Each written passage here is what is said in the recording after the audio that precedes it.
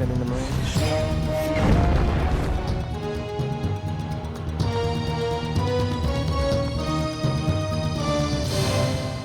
Hola, ¿qué tal? ¿Cómo les va? Es un gusto encontrarnos nuevamente cada 7 días como lo hacemos a través de esta aldea global semanal.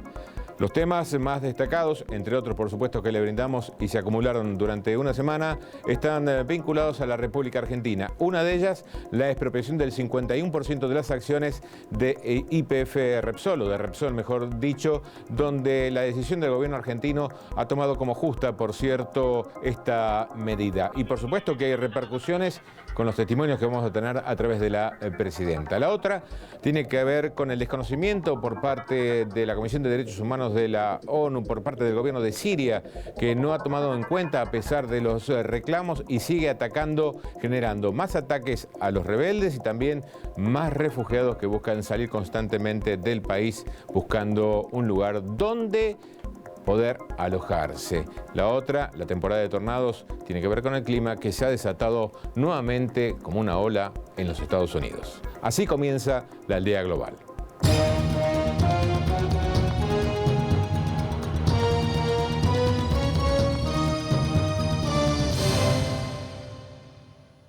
Lo que decíamos al principio, la decisión del gobierno argentino finalmente de nacionalizar YPF Repsol, o mejor dicho, Repsol, el 51% de las acciones, tras idas y venidas, por supuesto, que se fueron surgiendo durante los últimos días. Fue un anuncio por parte de la presidenta, justificándolo, por cierto, a la falta de inversión por parte de la empresa de carácter español. Y así lo expresaba la presidenta de la Nación Argentina.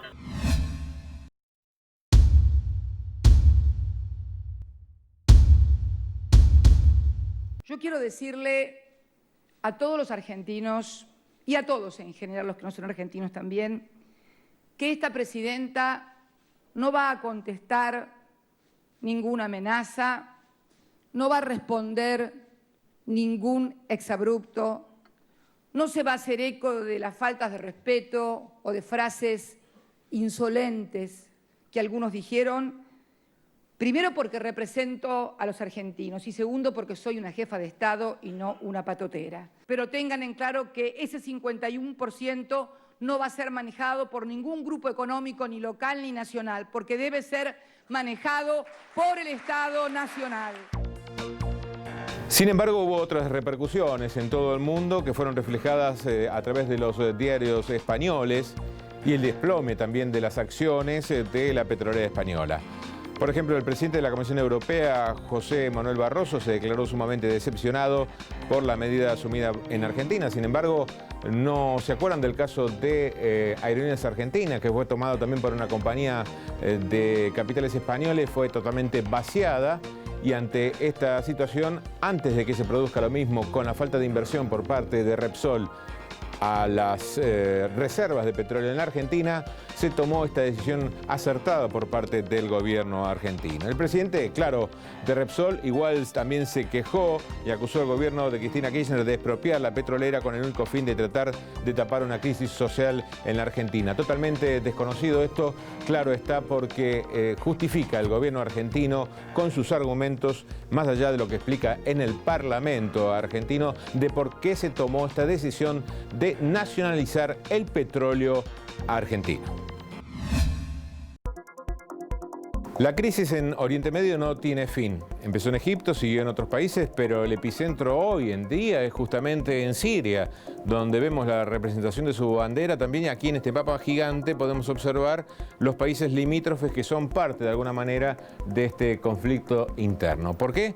Porque en estos lugares que le vamos a ir señalando ahora se producen los mayores combates. Observe, muy cerca del Líbano, ahí tenemos el lugar donde, si por favor la cámara me lo puede mostrar, donde se dan justamente la mayor cantidad de combates. En el centro de Siria y también hacia el norte de Irak y muy cerca de Turquía. Como consecuencia de estos enfrentamientos, también hay lo peor que sucede en una guerra, que es la gente tratando de escapar. Hay más de 25.000 refugiados. Solo, si el mapa me lo muestra, voy a agradecer ahí, colocar, ahí está. En Turquía, como podemos ver, al norte de Siria, hay 25.000 refugiados. Pero otros países que están recibiendo refugiados también son Irak, Jordania, y acá podemos ver, si nos desplazamos a este lado, hacia la izquierda, hacia el este de Siria, el Líbano, donde también se dan mayor cantidad de combates. Una crisis de la guerra intestina que vive Siria, que no tiene fin y donde la gente busca escapar.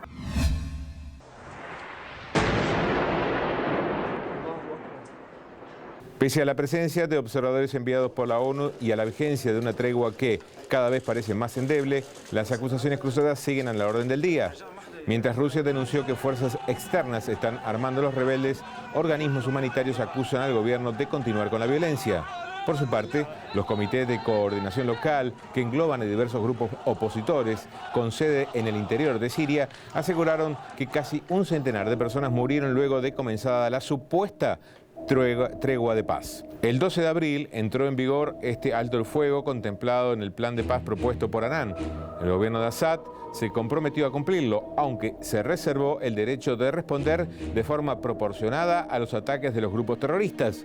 Desde entonces, el gobierno y la oposición denunciaron violaciones al cese del fuego, transformándose esta historia en un cuento de la buena pipa, pero letal. Más información internacional. Corea del Norte. Pyongyang rechazó la condena emitida por el Consejo de Seguridad de la ONU sobre el lanzamiento de un cohete el viernes pasado y defendió su programa nuclear con fines civiles. España. El rey Juan Carlos fue dado de alta tras ser operado de la cadera. Sufrió un accidente durante la caza de elefantes en África. No volverá a ocurrir, dijo el monarca, repudiado por sus costosas salidas en plena crisis. México. Hallaron 14 cadáveres mutilados en la frontera con Estados Unidos. La policía encontró también un mensaje firmado por un grupo delictivo, pero se abstuvieron de divulgarlo. Se trataría de una venganza narco perpetrada por los Zetas. Nos vamos ahora directamente a Noruega, donde un caso que causó revuelo hace meses, podríamos decir, acerca del ultraderechista de nombre Breivik, que sigue defendiendo la matanza por causas de bondad. Había manifestado y lloriqueando ante las cámaras cuando mató a más de 77 personas. También había colocado un coche bomba frente a un edificio gubernamental en Noruega. Breivik aseguró que lo haría otra vez si pudiera y atacó con dureza al Partido Laborista en el poder en Noruega y a sus juventudes, que dijo, se parecen mucho a las juventudes cliterianas. El fundamentalista cristiano de 33 años comenzó hablando en representación de la Orden de los Templarios Europeos y de muchos noruegos y escandinavos, y se ufanó de haber cometido la operación más espectacular hecha por un militante nacionalista en este siglo. El objetivo de los atentados, primero con una furgoneta bomba en el complejo gubernamental de Oslo y luego en la isla, era cambiar la política de inmigración del gobierno laborista y evitar una futura guerra civil. Todo una locura.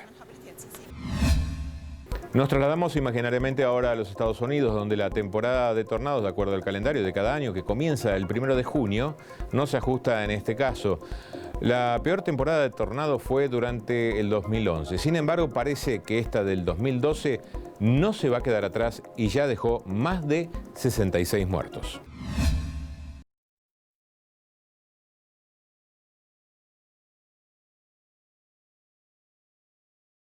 Solo esta semana, 60 tornados azotaron los estados de Iowa, Arkansas, Nebraska y Oklahoma, también sembrando muerte a su paso. El año pasado fallecieron, recordemos, 550 personas. Según los especialistas, este año puede ser igual o peor que el anterior. El pánico se extiende por el país y hay actualmente 6 estados en alerta, entre ellos Texas y Minnesota. Cárceles, estaciones de bomberos, carteles militares y hasta un hospital quedaron arrasados. Ya son cuantiosos los daños materiales y económicos. Cientos de miles de personas se quedaron sin luz tras el paso de 100 tornados en un solo fin de semana. Hay miles también de evacuados. Seguimos lamentablemente con catástrofes naturales. Una de ellas tiene que ver con los terremotos que se dan en distintas partes del mundo, en aquellas por supuesto que tienen plegamiento terciario y son más proclive a ellos, como Chile. El pánico sigue apoderado desde aquel 10 de febrero del 2010, cuando los chilenos sufrieron uno de los peores terremotos de su historia, registrados con una magnitud en la escala Richter de 8.8. Ahora hubo un nuevo temblor que causó 2 muertos, pero mucho pánico.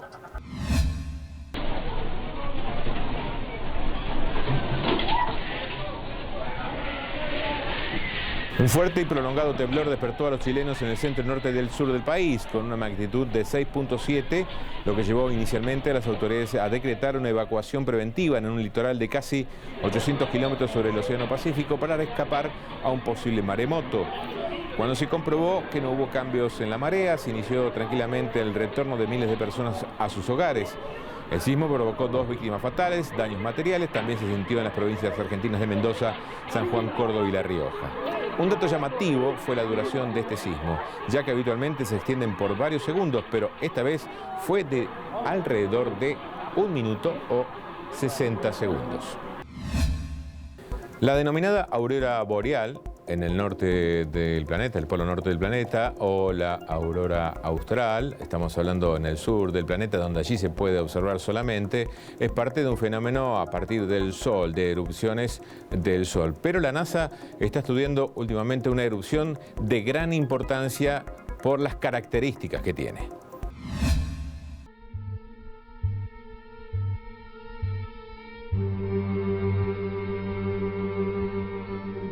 La erupción fue captada por el Observatorio Dinámico Solar en la longitud de onda más sensible a la emisión del plasma, que habitualmente muestra imágenes en color rojo.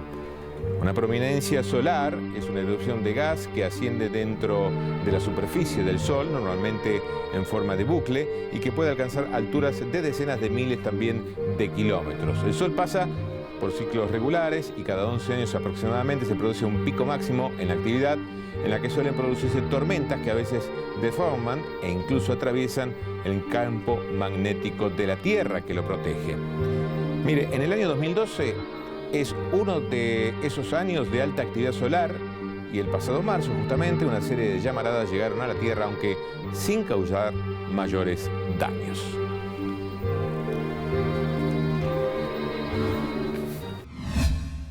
Más información breve del Mercosur. Mercosur, Unión Europea, peligran negociaciones. Tras el proyecto para expropiar las acciones de Repsol, se vuelve difícil un acuerdo de asociación comercial, según el Parlamento Europeo. La medida del gobierno argentino no favorece el clima y el entendimiento necesarios. Tensión por trabas de Argentina a Brasil. Paraguay y otros países de la región analizan denunciar ante la Organización Mundial del Comercio las medidas proteccionistas de los mayores socios del Mercosur. Cumbre sobre la crisis alimentaria.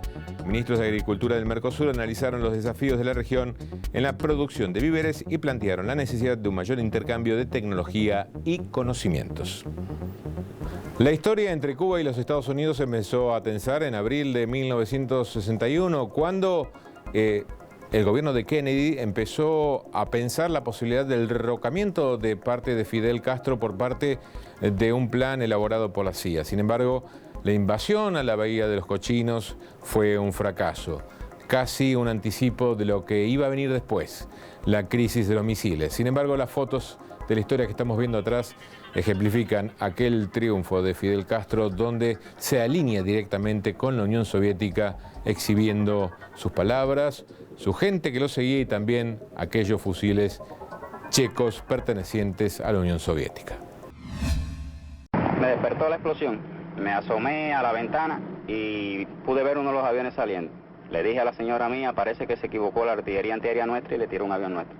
Cuando procedí a acostarme nuevamente, las explosiones volvieron y el fuego antiaéreo más nutrido. Me di cuenta que era un bombardeo. En un contexto de plena Guerra Fría, la administración estadounidense consideró que la Revolución Cubana era un serio peligro, no solo por el hecho de tener tan próximo a un aliado de la Unión Soviética, sino porque desde muy temprano quedó en evidencia que los nuevos dirigentes tenían intenciones de prestar apoyo a otras revoluciones en Latinoamérica. La deposición del presidente interino Manuel Urrutia Lleó, más favorable a la democracia representativa, el conflicto por el levantamiento del comandante Uber Matos, los fusilamientos de exmiembros de las fuerzas represivas batistianas, la promulgación de la ley de la reforma agraria que expropió los latifundios agrícolas y agropecuarios de compañías norteamericanas, llevaron a que las relaciones entre Estados Unidos y Cuba comenzaran, claro, a tensarse. La idea de una invasión a Cuba cada vez más cerca de la parte de la Unión Soviética y la amenaza tan cercana a Estados Unidos tomaba más cuerpo y el gobierno de Kennedy decidió actuar bajo el amparo de los cubanos anticastristas con la ayuda de Estados Unidos. La acción se inició con bombardeos en zonas estratégicas establecidas por la CIA. A pocas horas de ese suceso, al día siguiente, Fidel Castro, en una locución ante una multitud armada con fusiles belgas y checos, declaró el carácter socialista y marxista de la revolución cubana, y lo dijo de esta manera. Porque lo que no pueden perdonarnos los imperialistas es que estemos aquí y que hayamos hecho una revolución socialista en las propias narices de los Estados Unidos, y que esa revolución socialista la defendemos con esos fusiles. Fidel Castro presionó fuertemente para que la ofensiva se acelerara para evitar que transcurrieran las 72 horas que necesitaba el gobierno de los Estados Unidos para reconocer el gobierno provisional que allí se intentaba establecer, con el objetivo de evitar la invasión directa de la Marina y el ejército norteamericanos. Finalmente, los asaltantes intentaron huir, unos buscando lanchas, otros por zonas pantanosas, aunque la mayoría fueron capturados. El número de bajas entre los anticastristas sobrepasó el centenar de muertos. Los capturados fueron 1.189. Los prisioneros anticastristas fueron juzgados y condenados por el gobierno cubano, siendo canjeados a través de intermediarios con el gobierno estadounidense a cambio de $53 millones en forma de alimentos, medicinas y tractores. Marchemos a la casa de los milicianos, formemos los batallones y pongámonos a salirle al frente al enemigo con el himno nacional, con la estrofa del himno patriótico.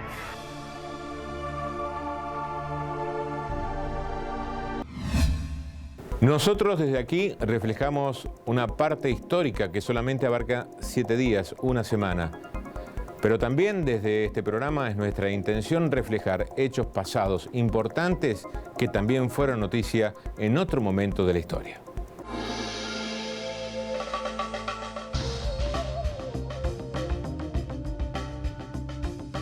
En una expedición portuguesa, el navegante italiano Américo Vespucio, a cuyo nombre se debe el de América por haber sido el primer europeo en comprender que las tierras descubiertas por Colón conformaban un nuevo continente, descubrió las islas que luego los marinos franceses de Saint-Malo denominaron Maoulines, del francés en este caso, pero luego castellanizadas o españolizadas, Malvinas.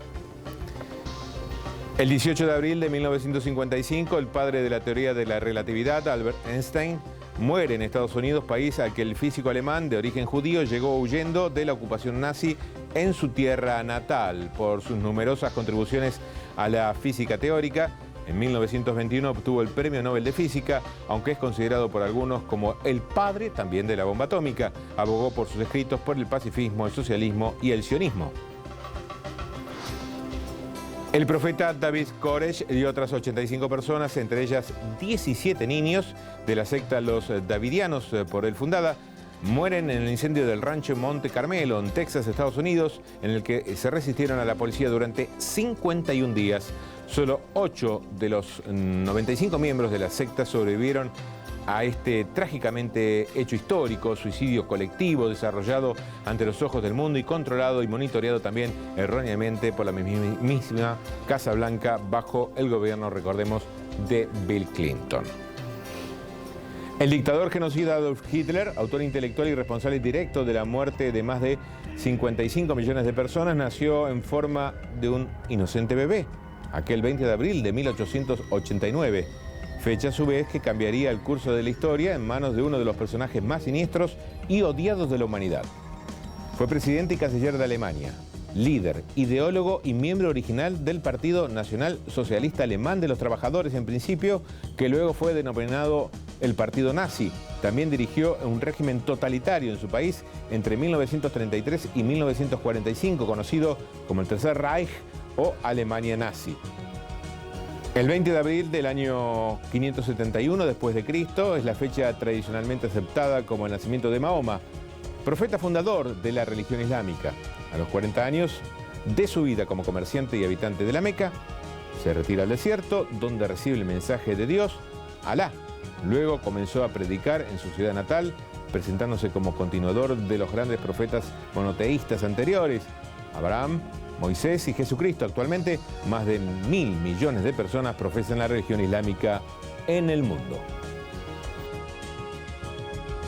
Bien, hasta aquí llegamos en esta aldea global. Como siempre, le agradecemos habernos encontrado con ustedes.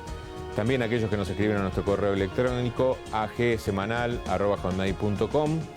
Es un placer poder compartir toda la información de carácter internacional y, por cierto, nos despedimos con algo que es muy alusivo a esta semana. La reflexión que cabe es: muchos se preguntan por qué los 6 millones de judíos masacrados durante la Segunda Guerra Mundial por el gobierno nazi no se defendieron. Sí, hubo un pueblo que se defendió y en armas. Fue aquellos que estaban encerrados dentro de una parte de Varsovia, la capital de Polonia. El gueto de Varsovia se levantó en armas contra el poderío alemán y quiso la libertad y logró la dignidad. ¿Y el porqué? En estas imágenes.